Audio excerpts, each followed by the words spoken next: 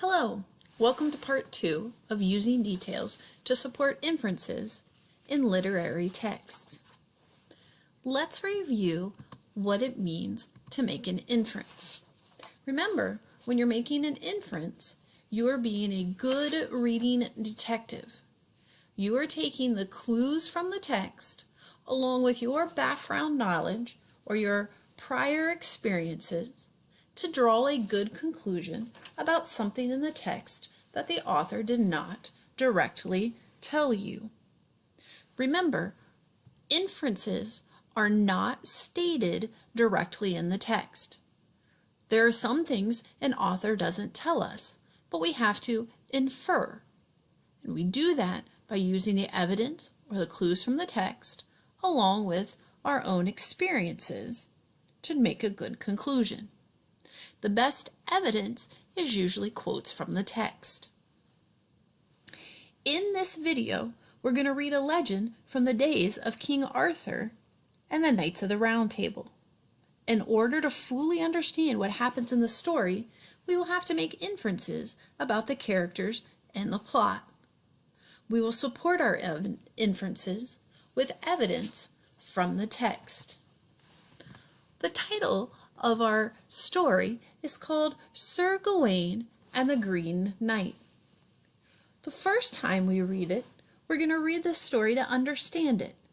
The second time, we'll read it to analyze it and make inferences about the story. This legend is called Sir Gawain and the Green Knight. Think about what you know about knights. Not as in the night that is opposite of day, but the Knights of the Round Table. The knights were warriors in the Middle Ages who rode horses. Notice they included a picture of an axe. That helps us to start to think about what could take place during this legend. Let's read it. Sir Gawain and the Green Knight by Chris Bartlett.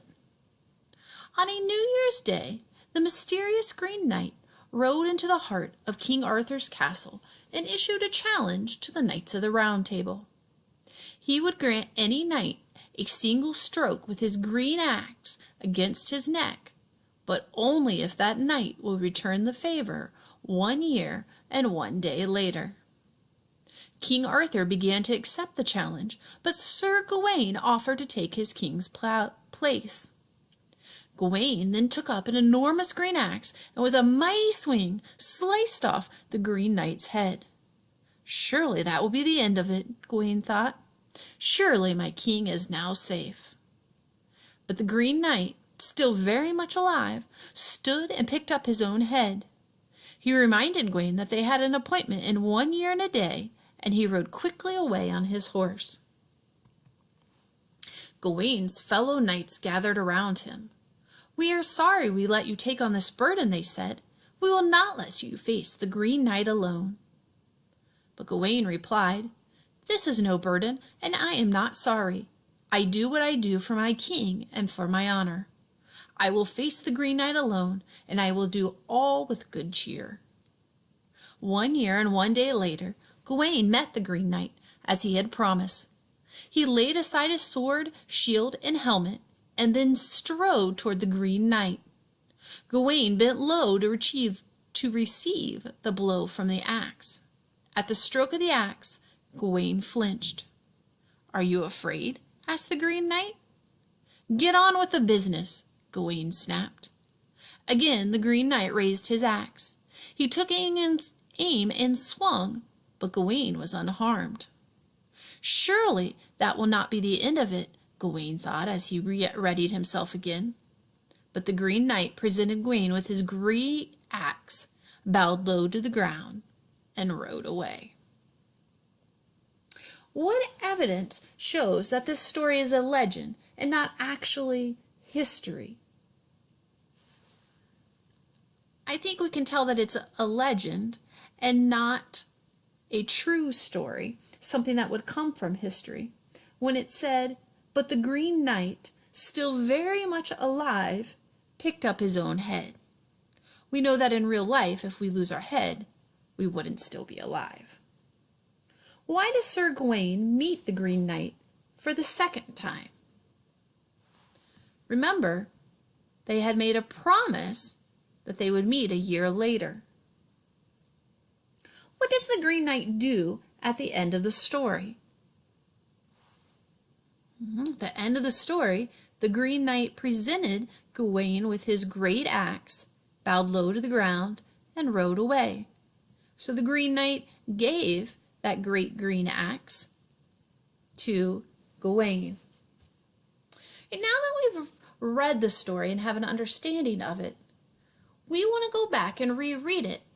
But this time, we're reading it with an understanding that at the end, we want to be able to make an inference about what kind of person Sir Gawain is. So we're going to look at what Sir Gawain says and does so we can infer or make inferences about him. We'll underline any details or evidence that helps suggest what sort of person he is.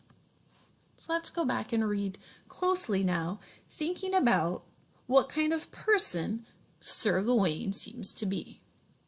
Sir Gawain and the Green Knight by Chris Bartlett. On New Year's Day, the mysterious Green Knight rode into the heart of King Arthur's castle and issued a challenge to the Knights of the Round Table. He would grant any knight a single stroke with his green axe against his neck, but only if the knight would return the favor 1 year and 1 day later. King Arthur began to accept the challenge, but Sir Gawain offered to take his king's place. I'm going to underline that Sir Gawain, oops, I forgot to get my pen there. Let's pick it back up. I'm going to underline Sir Gawain offered to take his king's place. That's a pretty noble thing to do. He stepped up and said, no, let me do this for you. All right, let's keep reading. Gawain then took up the enormous green axe and with a mighty swing sliced off Green Knight's head. Surely that will be the end of it, Gawain thought. Surely my king is now safe. So we know that this tells us Gawain was worried about keeping his king safe. He wanted to protect him. But the Green Knight, still very much alive, stood and picked up his own head. He reminded Gawain that they had an appointment in 1 year and a day, and he rode quickly away on his horse. Gawain's fellow knights gathered around him. We are sorry we let you take on this burden, they said. We will not let you face the Green Knight alone. But Gawain replied, this is no burden, and I am not sorry. I do what I do for my king and for my honor. I will face the Green Knight alone, and I will do so with all good cheer. We're going to underline this because remember, we're underlining things that tells us, provide evidence for what kind of person Gawain was. And here he's saying that he's not sorry for taking on this challenge and that he wants to uphold his promise that in a year he'll face the Green Knight again. So this again is telling us that he's going to happily stick to his promise and face the Green Knight in a year. 1 day and 1 year later, Gawain met the Green Knight as he had promised. He laid aside his sword, shield, and helmet, and then strode toward the Green Knight. Gawain bent low to receive the blow from the axe. At the stroke of the axe, Gawain flinched. Right, so again, we were talking about how we know that people that are loyal keep their promises. And it says he kept his promise. He met up with the Green Knight, and he put all of his protective equipment, his sword, his shield, and his helmet down, and faced the knight. Now we also notice that Gawain flinched. So this tells us something about him. This tells us he was afraid. So even though he was being brave and holding true to his promise, he was scared or afraid of having an axe being swung at him. Rightfully so, I think. All right, let's keep reading. "Are you afraid?" asked the Green Knight. "Get on with the business," Gawain snapped. Again, the Green Knight raised his axe. He took aim and swung, but Gawain was unharmed. Okay. Again, we're going to underline, "Get on with the business," Gawain snapped. Okay. He's saying, yeah, come on, I'm here to do what I said I was going to do. Surely that will not be the end of it, Gawain thought, as he readied himself again. But the Green Knight presented Gawain with his greatest axe, bowed low to the ground, and rode away. Right, now that we've read this article for a second time, actually this is a legend, for the second time, and we've really paid closely to our evidence about what kind of person we can infer Sir Gawain is. Let's fill in this chart to help us with our inference. Remember, our inference is based on what Sir Gawain says and does. What inference can we make about him? Well, we can infer that Sir Gawain is a noble, trustworthy, and brave person. Nowhere in the text did the author say, Sir Gawain is noble, trustworthy, and brave. However, you and I can reach this conclusion based on the evidence in the text and our experiences. So let's think about what evidence we have to prove that Sir Gawain is noble, trustworthy, and brave. The first piece of evidence that we had was Sir Gawain offered to take his king's place. Notice there's our quotation marks to show these are words I took right from the text. If we go back and look, the beginning of the text, there it is, Sir Gawain offered to take his king's place. So we put quotation marks around that to show that this is our evidence, words right from the text, to prove our inference.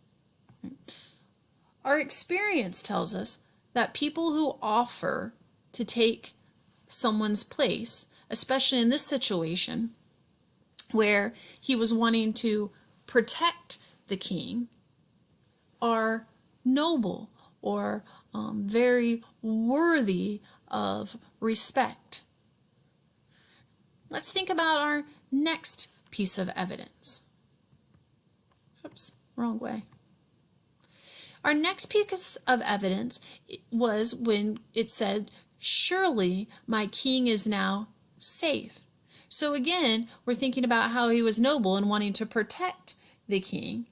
And then it said he was happy to protect his king and his honor. When we think about people who are willing to keep other people safe and are happy about that, those people are often, again, noble and worthy of our respect and praise. We also know that even when Gawain was afraid, he kept his promise. Remember in the text when it talked about how Gawain flinched when the axe was coming toward him?